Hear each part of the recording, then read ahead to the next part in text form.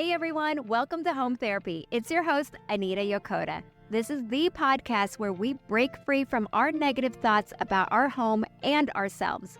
As a licensed therapist and interior designer, I'm committed to bring you raw, relatable, and revealing home therapy sessions to help renovate the real in all of us.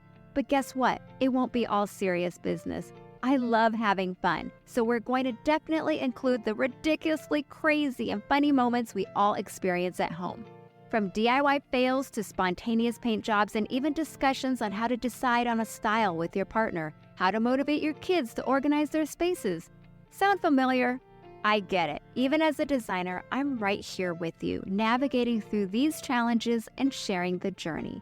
New episodes drop every Tuesday, so get comfy, sink into your couch, because this is the place to get your home therapy, one session at a time with me, Anita Yokota.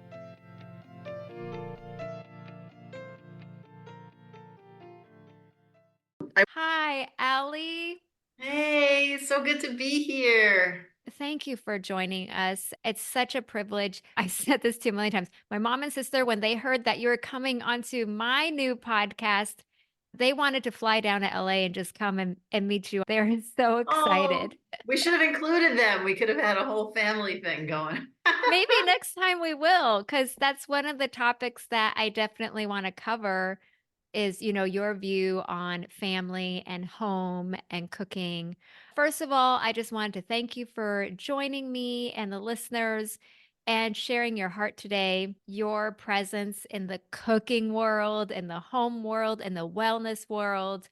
I'm just really dying to know from you what your overall philosophy is when it comes to all of these categories. How can you teach me to be more myself at home and beyond? Wow, that's a big question. I feel that I can speak to my philosophy in general. So I'm a registered dietitian and chef. My real professional focus very much is food and nourishment. And in that venue, and I really feel like this possibly extends to other areas of wellness, right? It's become a source of stress, trying to be well. Are we being optimal all the time?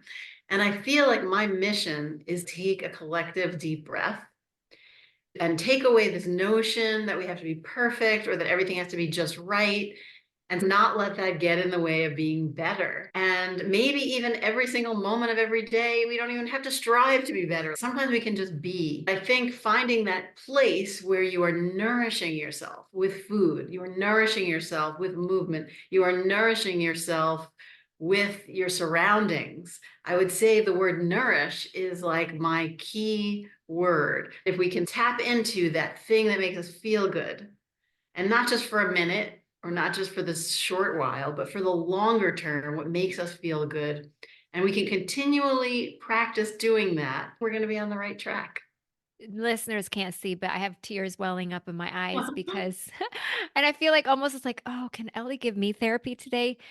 Nourishment for me is a very attractive word, but like you said, maybe the perfectionistic mode kicks in.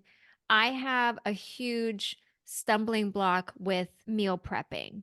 I'm a busy mom, working mom with three girls who are growing. My third daughter is 10 years old. I know pre-puberty is already here. It's my third time around. I really want to do my best in providing nourishing meals, but I have this weird mental block that I was hoping you could help me with today. Because I think a lot of people have this pressure of preparing for the nourishment. We are attracted to the idea, but the actual doing and the prep. How do me and maybe listeners who just struggle with the meal prep part, and it's less the doing, but I think like there's just this mind block. Like the minute I think that I have to chop everything, I just get into this You dread. know what? You can feed yourself and your family very well without ever meal prepping. Oh, And I'd really? like to free you from that completely. Like, you don't have to do, if you hate it, don't do that. Okay. I Okay. really feel it's almost like working out. I've come to this place for myself. I was doing all these classes that I would look at the clock every 2 minutes. Is the class over yet? And it was just torture for me. And then I do other classes or other activities like bike riding around the park or Zumba or even weightlifting. I love doing it, or yoga, that I lose myself in the time and I don't resent it and I'm not looking at the clock. And I just decided I'm not going to do any of those things. There's enough that I love to do that I'm not going to do the things that torture me, even though they're good for me in a way, right? So Okay. I feel like if you can find an aspect of cooking that you like, run with that. Like find that joy moment and run with that. So maybe your forte is, you know what, I'm going to keep a bunch of pantry friendly ingredients, frozen broccoli and pasta and canned tomatoes and beans, and I'm going to throw something together at the last minute that requires very little chopping. And you just Okay. build your arsenal of those recipes. Maybe you need to be more in the moment like that. Maybe that's more for you. Maybe prepping a soup on a Sunday and making just double that day. Maybe that's enough meal prep. And then you have some meal for another night of the week. I think we get into this thing with meal prep that like everyone, you see it online. This is the torture of it. On Instagram, it looks like, oh, everyone has all these meals neatly proportioned and ready to just pull out of the fridge every single week of their life. It's not, they're not doing that. I mean, honestly, are they really Yes. doing that every single week of their life? Is it that No. amazing? I do personally like to prep certain things. So I boil up half a dozen eggs Okay. or do small things. Like you can do a couple of small things that don't feel like such a giant suck of your Sunday. Maybe you just need a day off and that becomes the prep day. I release you from the demand of meal prepping. And I think there's other ways to nourish your family, plenty of other options. Well, thank you for that permission. I will whew, let it go. My pattern is always last minute, and it doesn't feel good when you're always behind the eight ball. Right. So there's one thing I would like to ask you is what kind of time management would you suggest? Do you remember on Food Network there was the semi homemade? Yeah. Yeah. I'm very like half Trader Joe's kind of things, frozen, but I Hey, have this immense guilt about frozen foods. Is that don't. even a myth? Absolutely no around Okay. that at all. First of all, we can use a combination of things, Okay. right? And so we do what we need to do to kind of get through the day and feel like we're not just chained to all of our obligations. And so using a frozen, first of all, any frozen vegetables Yeah. without sauces and stuff, not prepped frozen vegetables and frozen fruit are just as healthful, have just as many nutrients as their fresh counterpart, fresh cooked. I'm so glad you say that. And how about canned? Because one time I used canned green beans. I know this sounds really weird, but I love canned green beans. It reminds me of my childhood. My That's, kids judged me. They were like, Mom, I can't believe you served us canned green beans. I'm like, oh, I yeah, thought you that know was what? okay. They are nutritious too. It all counts as a vegetable. I would Okay. say it's funny because I have that kind of great feeling about canned peas because my mom would buy the baby peas in the can. And to this day, I love them. I love those like super cooked peas. So I'm with you on that, like kind of comfort food thing. But yeah, they're nutritious. I would say get low sodium if you can, and then just add salt to your own liking, because I think sometimes just the sodium is up there, but they absolutely have nutritional value. Okay. And particularly some canned foods like canned tomatoes, I couldn't even live without. I have every kind of canned tomato. And Okay. actually, the canning process concentrates the lycopene in the tomatoes. So they have more lycopene than fresh tomatoes by weight. Wow. So it's kind of, Okay. so there's pluses, right, to these convenience foods. I call them healthy convenience foods, pre-chopped butternut squash. You know what? It's fine. Do not feel guilty about it. And I would say just try to go with the more minimally processed, as much minimally processed as you can. But I have been known to buy those Trader Joe frozen dumplings and then Yeah. like I make like a little lentil sauce or whatever and pour that over it and it's delicious. And so what? It's fine. Or I may put it on top of a heap of arugula with a nice dressing or something. You can do these kind of meal cheats, and I even hate the word cheap, but like, sometimes we just have to pull something together fast. And if it's good and fast and has vegetables and essentially protein, it's fine. Oftentimes we get caught in this notion, this idea of what we think the perfect meal should be. Hmm. And yes, you go to the farmer's market and you have the organic vegetables with the dirt still clinging to them. And you come home and you use every part of the plant. And I believe in that. I try that. Yes. If we could do that and aim for that, maybe aspirationally, but also deal with real life and say, you know what? It's fine to not do that all the time. Luckily, we have other options to us too. We do. Oh, I feel like I've just gotten the permission of a lifetime to let go of that guilt because every day it's a nagging mommy guilt. Plenty of opportunities for that in motherhood, isn't there? My goodness. My oldest is going to college in the fall, if you can believe it or not. Yeah. So there's this urgency, a sense of urgency. Oh, I only have 9 months left with her every day at home like this. There's expectations. This is one of the last moments and I got to make it perfect. And then I don't because every day is still busy. Yeah. Um, And she's going to be coming back a lot, I by the know. I way. know My daughter's graduating this year and she's going to come live at home for a year. Sense of like, you have to fit it all in now. It's just invented by it our. is. Yes. There's many busy moms out there who are listening. I know you're a working mom too. What are some loose structures that you feel like I can hook onto? I either go super rigid and then I don't make the mark and then I'm just let loose and no structure is not healthy for me either. Right. So I would definitely make cook meals most days of the week. I would plan my meals out, but I would only plan three. Okay. I plan like three dinners. Okay. So I would make more than I needed so that I love leftovers, right? I figure three dinners seems manageable. Somehow the number three to me seems like, oh, I could wrap my head around that. Okay. Let's say I'm going to make a minestrone soup dinner one night with bread. I love my minestrone soup. It's a meal in a bowl. I'll make roasted salmon with Brussels sprouts and potatoes another night. And a third night, I'm going to make a pork tenderloin with, I don't know, stir fry or something. Let's say making that up. Okay. I'll make double that more than I need so that I could have it for lunch. I'll put it in a lunchbox for myself. I'll put it in a lunchbox because it's essentially the same amount of work to make double of that. Yes. Then you have three meals and you have four because you have the leftovers, right? And Right. then the fifth day is takeout or something. It fills up the week. The three meal strategy really works for me.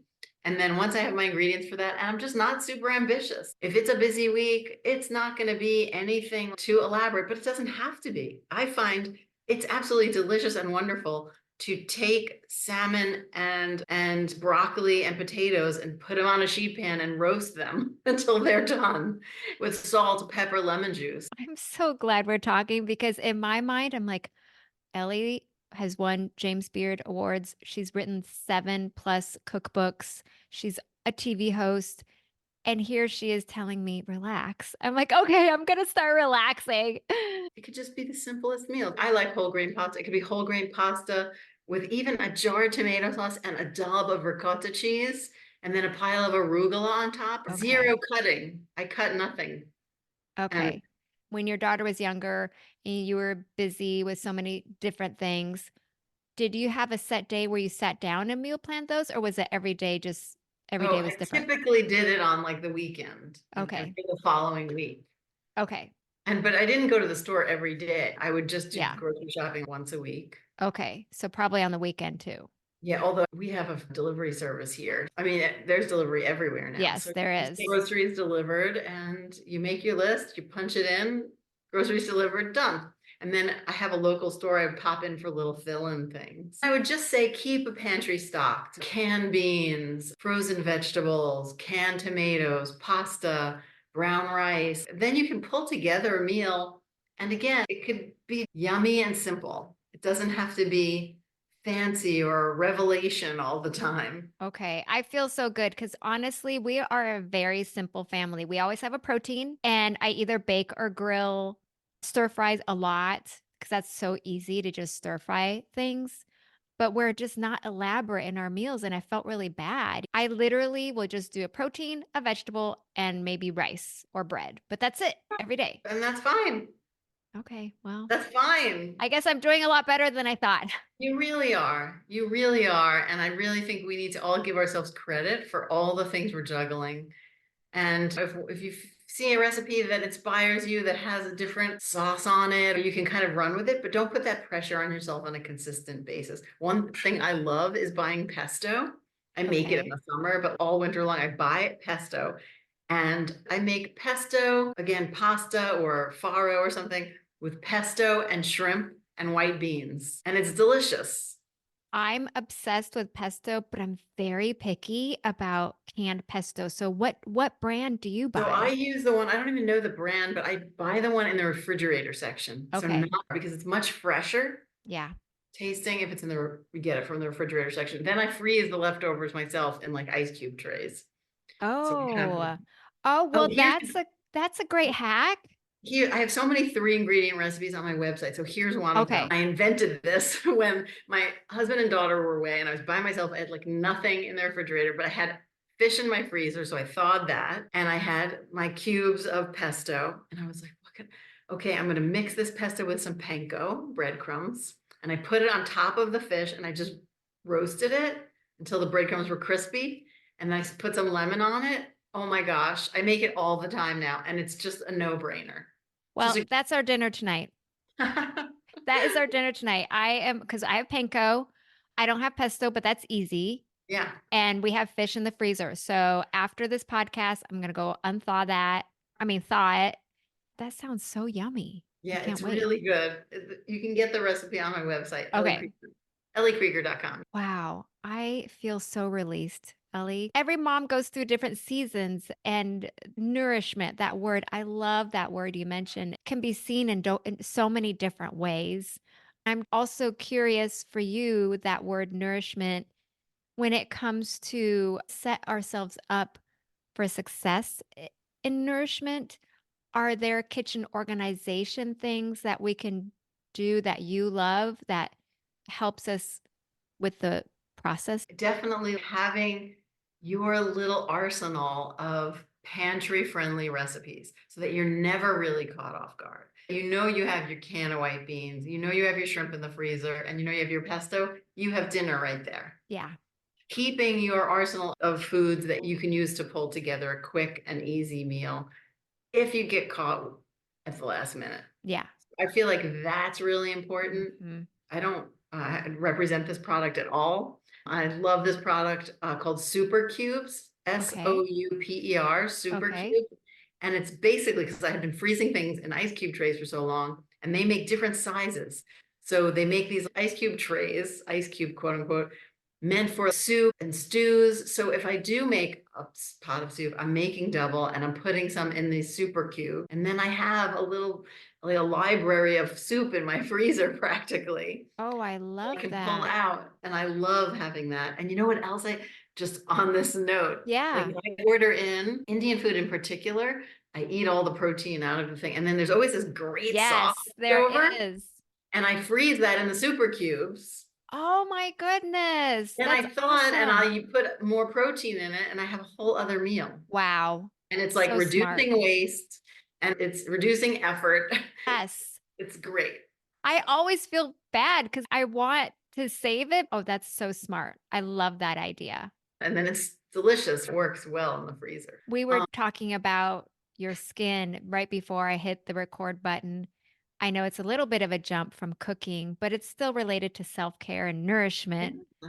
Your skin is flawless. Oh, What is your skincare routine? I know this gosh. is not kitchen cooking talk, No, but I'm but it dying to is, it's know. related to food and nutrition because the science is there that the way you eat affects your skin and the way you live your life. First of all, I have to thank my grandma because she had the best skin and my mom has beautiful skin and it's definitely genetic. So I'm grateful for that roll of the dice. Yes. Um, But I also think that the way I live, I notice a difference. When I was Okay. shooting my show, I'm doing like 14, 16 sometimes hour days, and my Wow. daughter was little.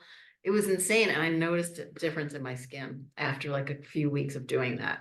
Mhm. It does make a difference. I eat a lot of fruits and vegetables. You're getting those antioxidants. I eat a lot of fish. I'm getting those omega-3s that keep your cells Happy. lubricated, essentially. I'm drinking a ton of water. What else? Eating a lot of anti-inflammatory types of foods besides fruits and vegetables and beans, spices and herbs. It all helps to keep your skin healthy. And then also sleeping. I love sleeping and I get a lot of sleep. I was going to ask you, are you just a natural born sleeper? I think with kids and I used to have a job where I'd have to be at work by 6, I'm one just good sleeper. at it. Oh gosh, I envy that so much. Actually, to a degree, it's one of the reasons there are many things that went into this decision, but it's one of the reasons I really only had one child because the sleep deprivation of being a new Oh mom gosh. knocked me out. Oh, It knocked it's me out. no one could have prepared us, I think. People were telling me about it, but I literally had no idea. I had postpartums. My oldest daughter had acid reflux, and we were so scared to give her medication. But looking back, it's fine. But it's your firstborn. So she didn't sleep through the night until almost 3. Oh, ouch. I know. And I had my second one already by the time she was 3. I mean, my sleep was a mess. We need rest. How many hours a night do you sleep? My body is best with 9 hours. Oh, that's not It's crazy. not crazy. Okay. No, that's not At all. I thought you were gonna say 14 or Oh, God, 13. no. 9 hours and a little nap, a little cat nap in the Yes. Oh, afternoon. can we get on the subject of naps? You're gonna laugh so hard. So my sister, actually, our whole family really likes naps, but on the flip side, my mom trained us to be productive. And so I have this thing where I want to nap, but then I feel, again, you can hear the theme again, guilt, guilt, guilt of not being productive. What's your take on naps? Yeah, I'm a fan. I'm an expert napper, I would like to say. No, I'm a huge fan. I've actually always needed a nap. I remember loving nap time when I was in preschool. I remember loving nap time. I remember loving napping when I was in my stroller. I remember being in my stroller Wow. because my mother would put the blanket over the stroller and just I Yes. would see the world through these little holes in the blanket. Uh-huh. I loved being in that cocoon. I loved it. Amazing. I actually try to create that in a way for myself for nap time. And even in college, I studied a ton. I was sort of insane.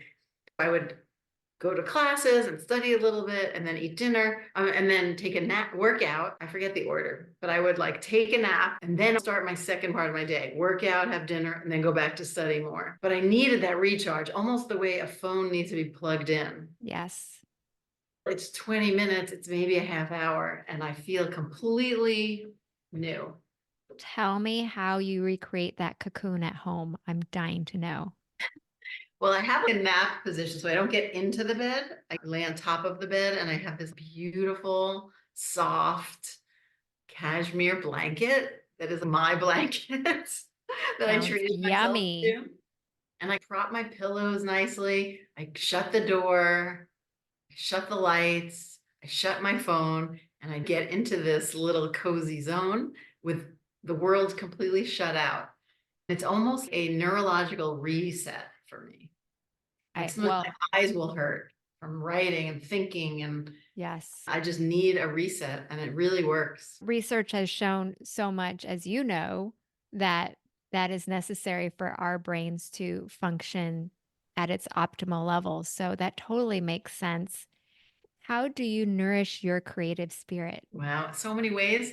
And I come from actually a family of artists in a way. My grandma was a painter and she was a homemaker, but I really think that if her generation would have allowed her to be a painter, she would Mhm. have really made a Flourished. name for herself, Yeah. honestly. And she inspired my sister, who is actually a wonderful fine art painter and sells paintings all over the world. Wow. And I feel like I approach almost life with an artistic sensibility. Everything is art in a way. This sounds so weird, right? No, it doesn't. This is where we get into the minds of creative souls like you. So I love hearing it. I live in New York City and I go to museums all the time. And for me to get this sense of a different perspective on the world, a different way of seeing things, beauty, color, expression. It really helps me with food, strangely. Like it helps me think out of the box, it helps Hmm. me think differently about things and kind of gives me permission to be free because so many artists have been so groundbreaking and taken this like not rule following approach to things. Yes. So I think if we can bust out of that, we can open up our creativity. So I try to do that and I try to just see the world from that perspective. And nature also really is so inspiring in terms of ingredients. Nature is bringing so much there already, which is why you don't have to work that hard in the kitchen. You just get nice ingredients and it's kind of done for you. When you are thinking about a new recipe or just having ingredients in front of you, is there a methodology or is it whatever the universe brings to you, you work with?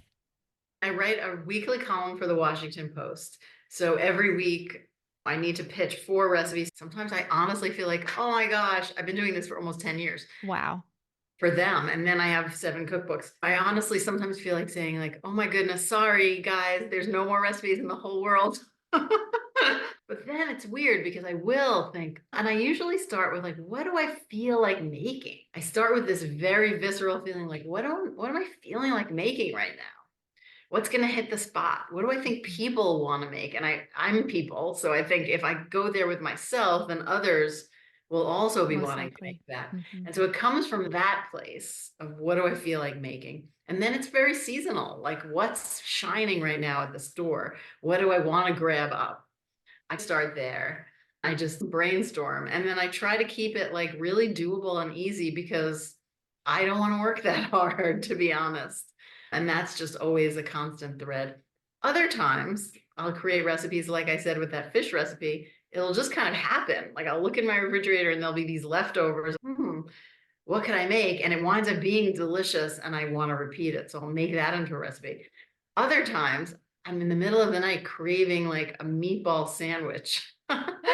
And I think like I need to create a meatball sandwich recipe. So sometimes it just comes from like this big craving. I get inspiration all over. And for sure, traveling and dining out and talking to grandmas and talking to people about what they like to eat.